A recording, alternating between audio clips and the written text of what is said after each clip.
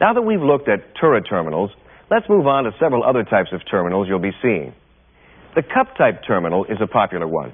Actually, it's a hollow cylinder, and the lead is inserted and soldered without any mechanical attachment. The trick is to use just the right amount of solder, not so much that it spills over the top. Here's how it's done. First, the pre-tinned wire is inserted to measure for the correct lead length and insulation gap.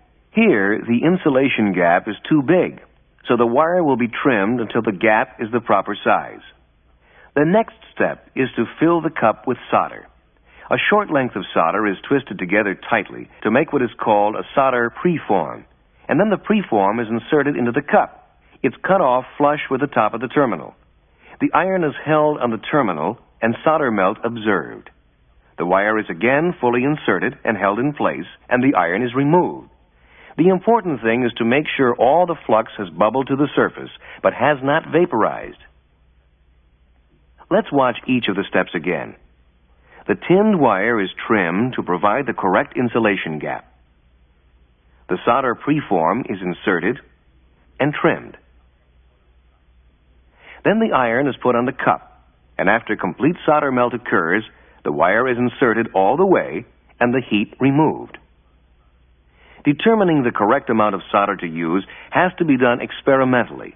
In this case, too much solder was inserted, and when the wire was put in, it spilled over and down the sides of the cup.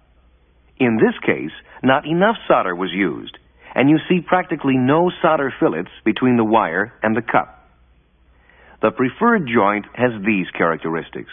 Note first that the wire has bottomed in the cup, and there is an insulation gap of the proper dimension. Also, the solder contains no pockets of flux or gas trapped within it, and it has not spilled over and down the sides of the cup. The amount of solder is correct. The fillets are slightly concave, and there's good wetting of the surface, too. Now, here are some bad ones and some good ones. This one has insufficient solder and is unacceptable. There are practically no fillets to be seen. This one is acceptable, but it has only the minimum amount of solder required. And here is the preferred joint, with the slightly concave fillet and good wetting of wire and cup. This one is also acceptable, but has the maximum solder allowed. The fillets are no longer concave. They're beginning to bulge. Finally, this one is unacceptable because of excess solder at the joint and on the terminal body. Soldering cup-type terminals in a connector is often difficult because you have to work in tight places. Often, there's so little space around the cups you can hardly get the iron in without melting or burning the insulation on adjacent wires. In situations like this, a resistant soldering tool can be very useful. It has a pair of electrodes that can grip the cup and send current through it to heat the metal and melt the solder. The current comes from a power source, and the temperature is adjusted to give a dwell time on the joint of 1 to 1.5 seconds.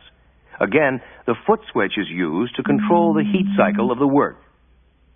The big advantage of the resistance tool is that the electrodes can be positioned while they're cold, so there's no danger of heating the wrong area. The cup, with solder already in it, is gripped with firm pressure, and the foot switch depressed for heating. Then the wire is inserted after solder melt is observed.